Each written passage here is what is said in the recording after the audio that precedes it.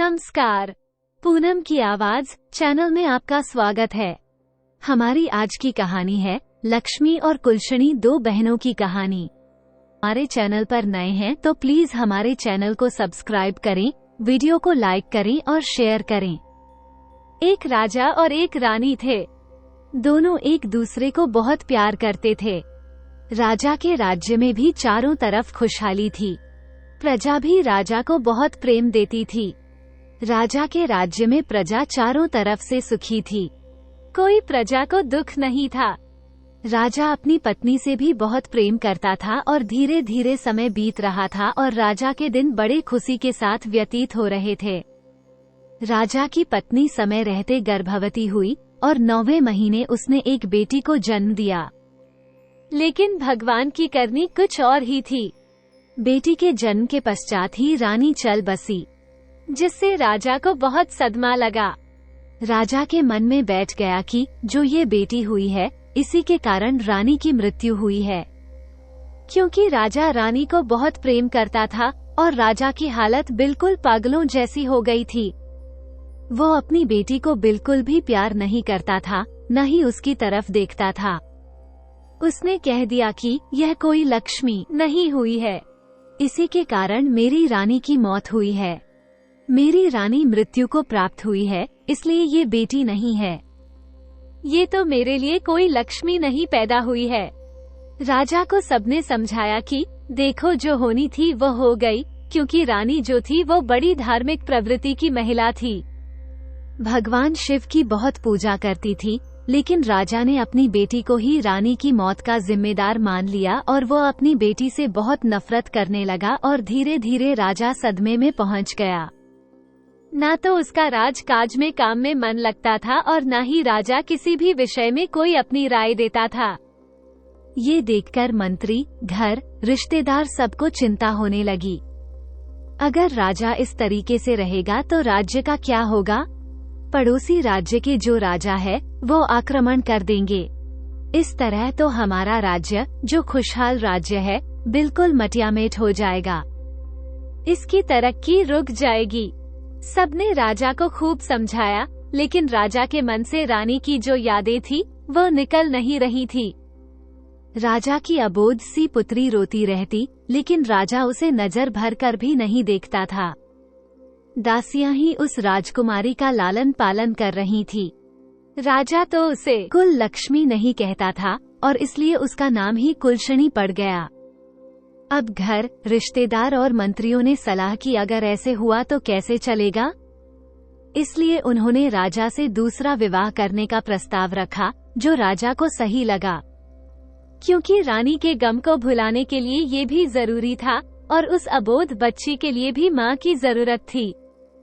दासियां कब तक उसका पालन पोषण करती? उसे भी तो एक माँ की जरूरत थी। लेकिन जब दूसरी रानी आई तो कहते हैं जब पिता ही प्रेम नहीं करता था तो दूसरी माँ क्या प्रेम करती। वो भी उससे नफरत करती थी। वो भला दूसरे के बच्चों को कोई क्यों अपनाने लगा। धीरे धीरे समय बीतने लगा।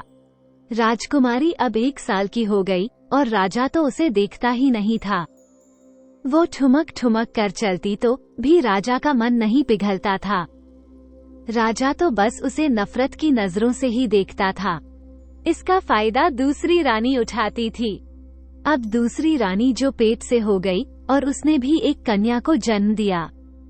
इस बार रानी जो सही सलामत थी और लड़की का प्रसव भी सही से हुआ तो राजा बहुत खुश था। कन्या होने की खुशी में राजा बहुत खुश था कि उसकी रानी बिल्कुल ठीक थी। राजा ने खूब मिठाइयाँ बंटवाई, खूब अच्छे से। दूसरी जो राजकुमारी हुई नामकरण संस्कार करवाया। उसका नाम राजा ने लक्ष्मी रखा। अब लक्ष्मी और कुलशनी दोनों ही साथ साथ पलने लगे। धीरे धीरे समय बीत रहा था। राजा रानी लक्ष्मी को बहुत प्रेम करते थे, लेकिन कुलशनी बेचारी उपेक्षा का शिकार ही रहती थी। उसे तो कोई फूटी आंख देखकर भी खुश नहीं था, लेकिन समय अपनी गति से बीत रहा था। धीरे धीरे राजकुमारी लक्ष्मी थी, उसको शिक्षा के लिए जो शिक्षा दिलाई गई, राजकुमारियों जैसे उसके सारे काम किए गए, लेकिन कुलशनी के लिए कोई शिक्षा का प्रबंध नहीं किया। बेचारी लक्ष्मी और कुलशनी में थोड़ा ही अंतर था। देखने में दोनों बराबर की लगती थीं। लक्ष्मी के जो कपड़े पुराने हो जाते हैं उन्हीं को कुलशनी पहनती थी, क्योंकि जब पिता ही प्रेम नहीं करता तो दूसरा कौन देखने वाला था। बेचारी की माँ तो थी नहीं। धीरे धीरे दोनों लड़कियां सयानी हो गई।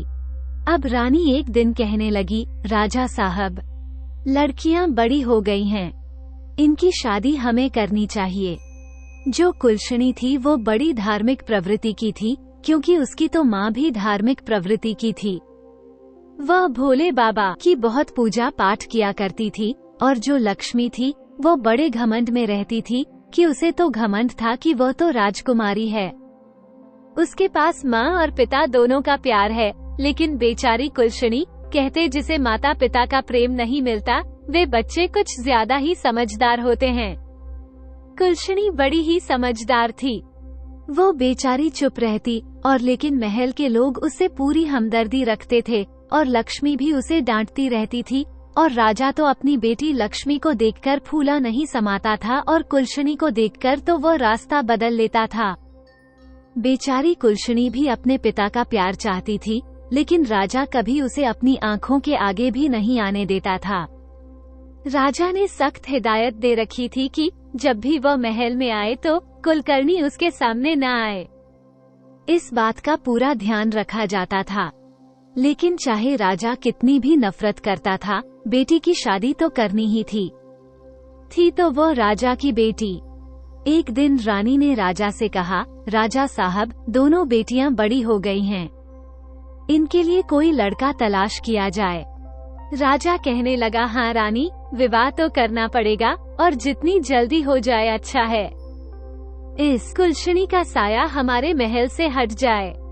रानी तो वैसे ही कुलशनी को नफरत करती थी, उससे सारे काम कराती थी, और वो तो वैसे ही चाहती थी कि कुलशनी दुखी रहे। इसलिए उसने कहा कि राजा साहब, कुलशनी बड़ी है, पहले उसकी शादी कर दीजिए। राजा ने कहा, उसकी शादी क्या करनी है, जैसी वह है ऐसा उसके लिए लड़का देख दिया जाएगा। रानी कहने लगी, अरे राजा साहब, उसके लिए तो कोई अंधा भिखमंगा लड़का ही सही रहेगा। वो कहाँ राजमहलों के लायक है, जहाँ भी जाएगी वहाँ का बेड़ा गर्क कर देगी। यहाँ तो अपनी माँ को होते ही खा गई, वहाँ भी न जाने क्या हो और हमें क्या क्या सुनना मिले। राजा कहने लगा, रानी साहिबा, आप बिल्कुल ठीक कह रही हो। राजा ने तुरंत ही अपने जो नाई और ब्राह्मण को बुलवाया अपनी सभा में, और उन्हें कहा कि कुलकर्णी के लिए एक अंधा वर देख कर आओ। अब नाई और ब्राह्मण जो कुलशनी के लिए वर की तलाश में चल दिए। चलते चलते वे बहुत दूर एक गांव में पहुंचे। वहां उन्होंने देखा एक भिखारन थी। उसका एक बेटा था जो माँ बेटे दोनों भीख मांग रहे थे। बेटा अंधा था। घर के नाम पर एक फूस की जो टूटी फूटी सी झोपड़ी थी। नाई और ब्राह्मण उसे देखकर खुश हो गए, क्योंकि उन्हें कई दिन हो गए थे और काफी समय लग गया था। जैसा राजा ने बोला था वैसा ढूंढने के लिए आज उनकी नजरों के सामने ऐसा ही वर था। इसलिए नाई और ब्राह्मण था वो उस भिखारन के पास गए और उससे कहने लगे, माई, हम तेरे बेटा के लिए एक बहुत ही अच्छा रिश्ता लाए हैं। भिखारन पहले तो हंसी और फिर कहने लगी, क्यों भैया, क्यों भिखारन का मजाक उड़ा रहे हो? भला मेरे अंधे बेटे से कौन विवाह करेगा? तब जो नाई था वह कहने लगा, अरे माई, हम तुम्हारे बेटे के लिए बहुत ही अच्छा रिश्ता लाए हैं और वो भी राजमहल से लाए हैं। ये सुनकर तो भिखारन को विश्वास ही नहीं हुआ। वह तो तुरंत राजी हो गई कि राजमहल से उसकी बहू आएगी, चाहे वो कुछ भी नालायक कैसी भी हो, लेकिन राजमहल से तो नाता जुड़ी ही जाएगा। और उसके साथ कुलशनी का रिश्ता तय करके नाई और ब्राह्मण अपने राज्य लौट आए और उन्होंने आकर राजा को सारी बात बताई। राजा ने कहा कि ठीक है, जैसा लड़का चाहिए था वैसा मिल गया, और राजा ने जो कुलशनी का विवाह उस अंधे भिखारी के साथ कर दिया और दान दहेज के नाम पर भी उसे कुछ नहीं दिया। बेचारी कुलशनी वहाँ से विदा होकर अपने ससुराल आ गई। ससुराल आई तो देखी वहाँ तो वो महलों में रहती थी, चाहे कुछ भी था। तो राजकुमारी जब अपने ससुराल आई तो देखा कि एक टूटी फूटी झोपड़ी है। बैठने के लिए भी सही से जगह नहीं थी। बेचारी ने आकर भगवान से कहने लगी, हे भगवान, हे शंकर भोले, ये मेरी कैसी परीक्षा ले रहे। मुझे पति मिला, वह भी अंधा। कम से कम मेरा जीवन साथी होता तो कम सही तो हम दोनों कुछ कमा कर लेते। लेकिन जो मेरा पति है वही मेरे लिए परमेश्वर है। अब मुझे जिस भी रूप में मिला है मैं हमेशा इसका साथ निभाऊंगी। और अपनी सासू माँ से वो कहने लगी, माँ जी, जो भी घर में है वे खाना बनाने के लिए मुझे दे दीजिए, क्योंकि उसकी सास और उसका पति भीख मांगते थे जो 2-4 रुपए होते थे। उन्हीं से उनका घर खाना बनता था। आधी बार तो उन्हें भूखा ही सोना पड़ता था। लेकिन लक्ष्मी ने जो भी पैसे मिले उनसे उसने जो खाना बनाया, अपनी सासू माँ और अपने अंधे पति को खाना खिलाया, और जो बाद में बचा खुचा वो ग्रहण कर लिया और भोले बाबा की मर्जी मानकर उनके साथ बड़े प्रेम से रहने लगी। अपने सास और अपने पति की सेवा करने लगी। उसने उन्हीं में सुख तलाशने की कोशिश की। उधर अब रानी कहने लगी, राजा साहब, कुलशनी का तो विवाह हो गया, उससे तो हम जो छुटकारा पा चुके हैं, लेकिन अब हमारी लक्ष्मी बिटिया के लिए भी कोई अच्छा सा वर ढूंढ दीजिए। राजा ने अपने नाई और ब्राह्मण को बुलाया और कहा कि एक अच्छे से राजा का बेटा राजकुमार, जो कि अच्छा राजकुमार, अच्छा बड़ा राज्य होना चाहिए, जिसमें हमारी लक्ष्मी बेटी का विवाह तय करना चाहिए। नाई और जो ब्राह्मण था वो लक्ष्मी के लिए वर ढूंढने चल दिए और एक चक्रवर्ती राजा के यहाँ पहुँचे। और लक्ष्मी क्योंकि देखने में सुंदर भी थी और वहाँ पर जो राजकुमार था राजा का एक ही था और वह भी चक्रवर्ती सम्राट बनने वाला था, इसलिए उन्होंने वहाँ पर लक्ष्मी का रिश्ता तय कर दिया। समय से बारात आई। राजा ने खूब दान दहेज दिया और लक्ष्मी को बड़े शानो शौकत के साथ विदा किया। बेचारी कुलशनी उधर अपने जैसे तैसे दिन काट रही थी और लक्ष्मी तो ऐशो आराम से आई थी और रानी बनकर ही रही। उधर राजकुमारी थी, माँ बाप का प्यार मिला। इधर भी उसे अच्छा राजमहल और चक्रवर्ती सम्राट जैसा पति मिला।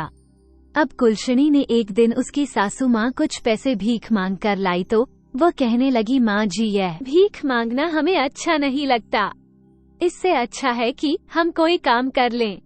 उसकी सासू माँ कहने लगी, बेटी बहू मेरे घर की तो तुझे कुलशनी कहते हैं, लेकिन तू तो मेरे घर की लक्ष्मी है, तू जो कहेगी मैं मान लूंगी। वह कहने लगी, माँ जी, इन पैसों से मैं कुछ खरबूजे खरीद कर लाती हूँ।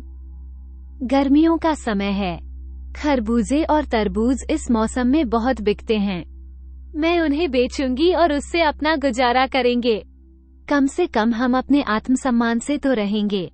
आप भीख लेने जाती हो, 10 लोग आपको ठुकराते हैं, कोई 1-2 तरस खाकर भीख देता है।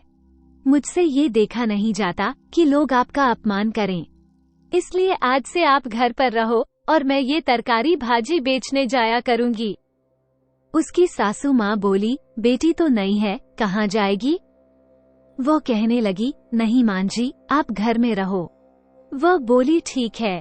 अब उन पैसों के जो भी थे उसने एक डलिया ली और उसमें कुछ तरबूज और खरबूजे रख लिए और लेकर चल दी और जंगल के रास्ते पर एक मंदिर था, उसी मंदिर के सामने जाकर बैठ गई। बड़े ताजे ताजे खरबूजे थे और गर्मियों में तो खरबूज तरबूज लोगों को बहुत ही पसंद आते हैं, इसलिए हाथों हाथ कुलशनी के खरबूजे और तरबूज बिक गए। उसके सारे उसने बेच दिए। अब उसके पास सिर्फ 2 खरबूजे रह गए। उसी समय संयोग से माता पार्वती और महादेव जी उसी रास्ते से गुजर रहे थे। माता पार्वती कहने लगी, शंकर जी, देखो खरबूजे की महक यहाँ तक आ रही है, मुझे तो खरबूजा खाना है। शंकर जी कहने लगे, अरे पार्वती, तुम भी किस चक्कर में पड़ रही हो, चलो कैलाश चलते हैं। तभी तो तुमने कहा था कि मुझे पृथ्वी पर भ्रमण करना है और मैं तुम्हें घुमाने के लिए ले आया, तो अभी तुमने कौन सी रट लगा ली? कहते हैं ना कि जो नारी हठ होती है वह मनवा के ही रहती है। वह कहने लगी, नहीं नहीं महादेव, मुझे तो उस रास्ते से जाना है। देखो उधर खरबूजे की बड़ी अच्छी खुशबू आ रही है, कैसी ताजे ताजे उसके पास खरबूजे हैं और वो तो आपकी भगत है। अब पार्वती, माया और भोले बाबा ने बूढ़े बुढ़िया का भेष धारण किया और पहुंच गए कुलशनी के पास। कुलशनी के पास 2 खरबूजे थे। उन्होंने बिल्कुल ऐसा भेष बनाया, पत्ते फटे हुए, चीथड़े बिल्कुल गंदे से, और जाकर कहने लगी, बिटिया हम भूखे हैं, क्या हमें कुछ खरबूजा खाने को मिलेगा? तो कुलशनी कहने लगी, हाँ माई, आप बैठो, इतनी गर्मी पड़ी हुई है। कुलशनी के पास थोड़ा पानी था। पहले उसने भोले बाबा और मैया पार्वती बने हुए बूढ़े लोगों को पानी पिलाया और आराम से बिठाया, और एक एक खरबूजा, जो 2 खरबूजे उसके पास बचे हुए थे, वो उन्हें खाने को दिए। तो पार्वती मैया कहने लगी, बिटिया हमारे पास तो तुम्हें देने के लिए कुछ भी नहीं है, हम कहाँ से पैसे देंगे? खरबूजे तो हमने खा लिए। वो कहने लगी, कोई बात नहीं मैया, आज मैं खरबूजे बेचने आई थी और भोले बाबा की कृपा से मेरे सारे खरबूजे बिक गए। अब मेरे पास सिर्फ 2 खरबूजे शेष बचे थे, अगर आप इन्हें खा लिए तो ये भी मेरे लिए धर्म पुण्य का काम है। आप तो बूढ़ी माँ हैं, मेरी कोई माँ नहीं है, और आपने मुझसे इतने प्यार से बेटी कहा है। बेटी शब्द सुनने के लिए तो मैं तरस गई थी। कभी मेरे पिता ने भी मुझे बेटी का प्यार नहीं दिया। और तब पार्वती बनी बूढ़ी माँ कहने लगी, बिटिया काफी दूर से चलकर आई हूँ, मेरा सांस चल रहा है और मेरे पैरों में बड़ा दर्द हो रहा है। और पार्वती मैया वहीं बैठकर निढाल हो गई। तब कुलशनी ने देखा कि पार्वती मैया, जो कि बूढ़ी थी, उसे क्या पता था कि यह तो साक्षात भोले बाबा और माता पार्वती हैं। उसने कहने लगी, मैया लाओ, मैं तुम्हारे पैर दबा देती हूँ। और वे बड़े प्यार से उस बूढ़ी माई के पैर दबाने लगी। ठंडी ठंडी हवा चल रही थी। पार्वती मैया को नींद आ गई। पार्वती मैया को नींद आ गई तो जो कुलशनी थी, वो अपने आंचल से मैया के मुंह पर हवा करने लगी, ताकि कोई मक्खी मच्छर उन्हें परेशान न करे, और भोले बाबा भी उधर लेट गए। जब पार्वती मैया की आंख खुली तो बड़ी प्रसन्न हुई। कहने लगी, बिटिया तूने तो हमारी बहुत सेवा की है, और हम तो हमारे पास तुम्हें देने के लिए कुछ भी नहीं है। वो कहने लगी, कोई बात ना मैया, मेरी कोई माँ नहीं है, तुम्हारी सेवा करके तो मुझे माँ जैसा अपनापन मिला है, ऐसे लगा जैसे तुम मेरी माँ हो। तब कुलशनी से वह कहने लगे, तो अच्छा बेटी, अब हम चलते हैं। और जाते हुए कहने लगी माता पार्वती भोले बाबा से कि सुनिए, आपकी झोली में कुछ है तो इस बेचारी बिटिया को दे दो। भोले बाबा कहने लगे कि मेरे पास क्या है? तभी पार्वती मैया कहने लगी, वो भभूति निकालकर दे दीजिए। भोले बाबा के पास तो भांग, धतूरा, भभूति यही चीज होती है, और भोले बाबा की झोली से माता पार्वती ने भभूति निकालकर जो कुलशनी को दे दी। वी बड़ी खुश हुई। उसने आंचल पसारकर वो भभूति ले ली और खुशी खुशी अपने घर चल दी। घर आकर वह अपनी सासू माँ से कहने लगी, माँ, आज एक बूढ़ी माँ और बूढ़े बाबा की सेवा करके मुझे असीम आनंद मिला। और देखो माँ, आज की कमाई, आज मेरे सारे खरबूजे भी बिक गए। माँ, अब तुम्हें और जो उसका पति था उसके लिए। वो कहने लगी, उनको कहीं भी भीख मांगने जाने की जरूरत नहीं है। अब हम मेहनत से काम करेंगे और भोले बाबा की कृपा रही तो हम सम्मान की जिंदगी जिएंगे। हमें भीख नहीं मांगना। उसकी सास कहने लगी, कुलशनी बेटा, मैं तो तुझ जैसी बहू पाकर निहाल हो गई। मैंने तो कभी सोचा भी नहीं था कि कभी मेरे बेटे का विवाह भी होगा, लेकिन मुझे नहीं पता था मेरे बेटे के नसीब में इतनी संस्कारी बहू लिखी थी। मैं तो भगवान की बहू थी। ऋणी हूँ कि भगवान ने मेरे बेटे की किस्मत में तुम्हें लिख दिया। वह कहने लगी, माँ, आज एक बूढ़े बाबा और बूढ़ी अम्मा आई थी, उन्होंने मुझे ये भभूति दी है, इसका मैं क्या करूँ? तब उसकी सास बोली, बेटा, अभी अब जो मैं उसका बेटा था उसको आने दे, जैसे वह बोलेगा वैसे ही करना। शाम को जब उसका पति आया तो वह कहने लगी, स्वामी, आज मुझे ये भभूति दी है एक बूढ़े बाबा और बूढ़ी माँ ने, इसका मैं क्या करूँ? तब उसका पति कहने लगा, एक काम करो, घर के चारों कोने में इसे बुर्क दो और जो बचे उसे कुछ संदूक में रख दो और पूरे घर में इसे छिटका दो। बाकी का जो हमारा तुलसी का गमला उसमें डाल दो। वो बोली ठीक है, अब कोई लक्ष्य नहीं है, क्योंकि शाम तो हो ही गई थी। चारों कोने में उस भभूति को छिटक दिया और जो बची उसे तुलसी के गमले में रख दिया और कुछ संदूक में रख दी। रात को खाना बनाया, खाना खाकर अपनी सासू माँ को खिलाया, अपने पति को खिलाया, फिर खुद खाकर घर की सफाई करके सो गई। सुबह उठती है तो क्या देखती है कि उसकी झोपड़ी की जगह तो बहुत ही सुंदर महल बन गया। चारों कोने झंझना रहे हैं, हीरे मोती चमक रहे हैं, धन के अंबार लगे हुए, अन्न और धन से घर भरा हुआ है। ये देखकर तो उसको बड़ा अचंभा हुआ। वो दौड़ी दौड़ी अपनी सास के पास पहुंची और कहने लगी सासू माँ से, माँ जी उठिए, माँ जी उठिए, देखिए क्या चमत्कार हो गया। उसकी सासू माँ की आंख खुली तो उसने अपने घर उसकी पहचानने में नहीं आ रहा था। वो कहने लगी, अरे कुलशनी, क्या हम तेरे मायके में आ गए हैं? आज तक तो तेरे पिता ने कभी मुड़कर नहीं देखा, लेकिन मैं तो सोई हुई थी, कब मुझे यहाँ लेकर आ गई? तो तब वो कहने लगी, कोई लक्ष्य ने नहीं माँ जी, यह मेरे पिता का घर नहीं, ये तो हमारा घर है। देखिए, शायद ये भोले बाबा की और माता पार्वती की अनुकंपा हुई है। उन्हीं की कृपा से मेरे भाग्य बदल गए हैं।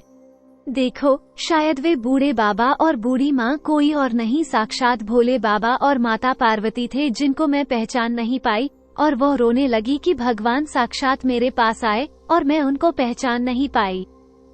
उसकी सासू माँ ने कुलकर्णी का धीरज बंधाया। तभी उसके पति की आंख खुली तो वो चिल्लाते हुए बोला, अरे कुलशनी से और अपनी माँ से कि माँ देखो, मुझे सब कुछ दिखाई दे रहा है, अब मैं अंधा नहीं रहा। ये देखकर तो कुलशनी की खुशी का ठिकाना नहीं रहा कि उसके पति की आंखें आ गई। उसे और क्या चाहिए था? अब उसका पति भी किसी राजा से कम नहीं था। अब उन्होंने कहा कि जब इतनी बड़ी कृपा हुई है तो क्यों न हम एक अच्छा सा भोले बाबा और माता पार्वती की शिव चर्चा करवाएं, जिससे कि लोगों को बुलाएंगे, अपने यार नाते रिश्तेदारों को बुलाएंगे और भंडारे कराएंगे। उसकी सासू माँ कहने लगी, बेटी, मेरे तो घर की तू लक्ष्मी है, जैसा तू करना चाहे वैसे कर। अब उसने अपने घर में जो एक कथा रखे, उसने सब रिश्तेदारियों में न्योते भिजवाए, अपने मायके भी भिजवाए, अपनी बहन के भी भिजवाया और सब उसकी जो कथा में आए। लेकिन उसके पिता को तो अपने ऊपर बड़ी शर्मिंदगी महसूस हो रही थी कि मैंने बेटी के साथ ऐसा किया। लेकिन उसका नसीब देखो, नसीब के आगे किसी की नहीं चलती। मेरे चढ़ाने से क्या होता है जब भगवान ने उसका नसीब स्वयं अक्षरों से लिखा है। लेकिन उसके पिता और माँ को, जो सौतेली माँ थी, उसे बड़ा अफसोस था, क्योंकि जब कुलशनी की और लक्ष्मी की शादी हो गई थी तभी उसके पिता कोढ़ी हो गए थे और कोढ़ी रोग ऐसा था कि उसके पिता ठीक नहीं हो रहे थे, जिससे उनका राजपाट भी धूमिल होता जा रहा था। क्योंकि जब राजा ही राज करने वाला मजबूत ना हो तो राज्य तो जो गरीब होता ही जाएगा, उसमें घुसपैठ होने लगी थी। उसका पिता एक नाम का राजा रह गया था। जब उसकी बहन लक्ष्मी आई, क्योंकि लक्ष्मी तो पहले से ही घमंडी थी, लक्ष्मी को बात बात पर वो जो ताने मारा करती थी, जब आई तो उसने देखा कि कहाँ, तो मैं तो चक्रवर्ती सम्राट की बीवी हूँ, रानी हूँ, चक्रवर्ती रानी हूँ, और मेरा पति इतना बड़ा राज्य का मालिक है। लेकिन यह महल और इसके ठाठ बाट तो मुझसे भी ज्यादा अच्छे हैं। वे कुलशनी से कहने लगी कि कुलशनी, तुझे ये सब कहाँ से मिला, कैसे मिला? तो कुलशनी ने सारी बातें अपनी बहन को बता दी। अब उसके मन में तो फिर से लालच समा गया। वो तो किसी भी कीमत पर कुलशनी को नीचा दिखाना चाहती थी। वो तो चाहती थी कि उससे ऊपर कुलशनी हो ही नहीं सकती। लेकिन जिसे भगवान उठाना चाहे उसे कौन रोकने वाला होता है? ऊपर उठाने वाला तो भगवान है, किसको कब क्या बना दे वो तो भोले बाबा की कृपा के आगे भी नतमस्तक है। कब किसको ऊंचा उठा दे, कब किसको नीचा दिखा दे, यह कोई नहीं जानता। अब जो कुलशनी से पूछकर उसकी बहन ने कहा, अपने पति से देखो जी, मैं भी जो खरबूजे बेचने जाऊंगी। उसका पति कहने लगा, अरे लक्ष्मी, तुम ये कैसी बातें कर रहे हो? हमारे राज्य में किसी प्रकार की कोई कमी नहीं है। अरे वो तो तेरी बहन इतनी गरीब थी, उसकी सच्ची श्रद्धा और भक्ति देखकर उस पर भगवान ने कृपा की है, तो क्यों जलन के मारे मरी जा रही है? तेरे पास किस चीज की कमी है?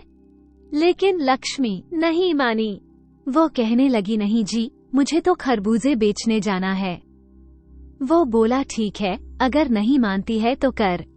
अब वो कुलशनी की बहन लक्ष्मी, जो लेकर खरबूजे एक डलिया में जाकर बेचने के लिए एक मंदिर के पास जाकर बैठ गई। संयोग से उस दिन भी माता पार्वती और भोले बाबा आ रहे थे। खरबूजे बड़े ही ताजा ताजा थे। पार्वती मैया भोले बाबा से कहने लगी कि देखो जी, मुझे तो खरबूजे खाने हैं। गर्मी का मौसम है और यह चीज गर्मी में ही खाई जाती है। भोले बाबा ने बहुत समझाया, लेकिन लक्ष्मी पार्वती जी नहीं मानी। उन्हें तो लक्ष्मी के जो खरबूजे पसंद आ रहे थे, अब उन्होंने फिर से बूढ़े का भेष बनाया और एकदम से ऐसे भिखारियों जैसा फटे भेष बनाकर उसके पास पहुंच गए। लक्ष्मी का तो उस दिन एक खरबूजा भी नहीं बिका था। अब वह गई और पार्वती मैया कहने लगी, बिटिया बहुत भूख लगी है, गर्मी के मारे दम निकल रहा है, बहुत प्यास भी लगी है, और थोड़ा सा पानी पिला दे और हमें थोड़ा खरबूजा खाने के लिए दे दे। तो लक्ष्मी कहने लगी, अरे हट, सुबह से बोहनी तक तो हुई नहीं है, कहाँ से भिखारी चले आए मांगने के लिए। अब पार्वती मैया और भगवान से एक दूसरे की तरफ देखकर मन ही मन मुस्कुरा उठे और उधर बैठ गए। वो डंडी उठाकर कहने लगी, अरे परे हटो, कितने गंदे लोग, पीछे हटो, दिखाई नहीं देता। मैं खरबूजे बेचने के लिए आई हूँ और अभी तक मेरा खरबूजा नहीं बिका है। और जब भगवान शंकर और माता पार्वती आएंगे तो उन्हें मैं क्या दूंगी? पीछे हटो। अब वो जो उसने खरबूजे नहीं दिए, सुबह से शाम हो गई, एक भी खरबूजा नहीं बिका। फिर वो उठकर चलने लगी तो कहने लगी, अरे मैं जा रही हूँ। माँ जी, क्या तुम मुझे थोड़ी भभूति नहीं दोगी? कुलकर्णी को तो तुमने भभूति दी थी। उसने सोचा था कि भगवान शायद साक्षात आए थे। जब भगवान और पार्वती मैया साक्षात नहीं आए तो उसने उस बुढ़िया से ही कहा, तो पार्वती मैया कहने लगी, अरे हाँ, शंकर जी से इसे थोड़ी भभूति दे दीजिए। शंकर जी ने अपने झोले में हाथ डाला और लक्ष्मी को भभूति दे दी। लक्ष्मी लेकर उसे खुशी खुशी आ गई और आकर अपने पति से कहने लगी, देखो जी, मैं भभूत लाई हूँ। और उसने सारे घर में छिटक दी और बड़े ही खाना खाकर, चाहे कोई खाए या न खाए, खाकर सो गई। सुबह उठी, उसे सारी रात पहले तो नींद नहीं आई कि सुबह उठेंगे तो हीरे मोतियों के अंबार लगे मिलेंगे। ये सोच सोचकर वो बड़ी खुश हो रही थी। लेकिन जैसे ही सुबह उठी तो क्या देखती है, उसके महल की जगह एक झोपड़ी बन गई और कीड़े मकोड़े भिन भी न रहे थे।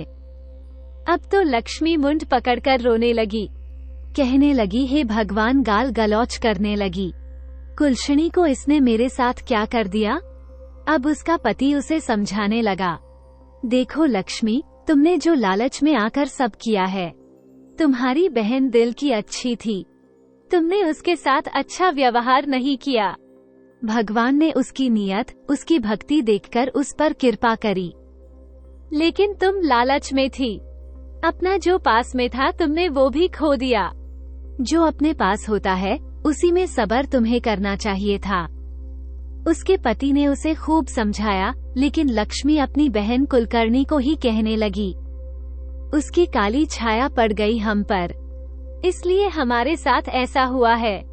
उसके पति ने उसे डांटा और कहा, लक्ष्मी अभी भी सुधर जाओ। और तब उसके मायके में ये खबर पहुंची तो राजा और रानी, जो कि राजा कोड़ा हो गया था, वो और उसकी माँ जैसे तैसे हुआ। उन्हें देखकर लक्ष्मी कहने लगी, दूर हटो, दूर हटो, मुझे ऐसे माँ बाप की जरूरत नहीं है जो कोड़ा हो। मैं ऐसे माँ बाप को नहीं रखूंगी, मुझसे दूर रहो। उसके माँ बाप तो अपनी बेटी का दुख में दुखी होने के लिए आए थे, लेकिन उसकी बेटी ने उन्हें छिटका दिया। और जब ये बात कुलशनी को पता चली कि उसके माता पिता भी दर्द के भिखारी हो गए हैं और उसकी बहन के साथ ऐसा हो गया है कि उसका राजपाट भी जो सब नष्ट हो गया है। तो वह कुलशनी अपने पति के साथ आई और अपना आधा धन देकर अपनी बहन का राजपाट बसाया और अपने माता पिता को अपने साथ ले गई और उनकी बहुत सेवा की और भगवान की कृपा से और कुलशनी की श्रद्धा और भावना से और भोले बाबा के आशीर्वाद से जो उसके माता पिता ठीक हो गए।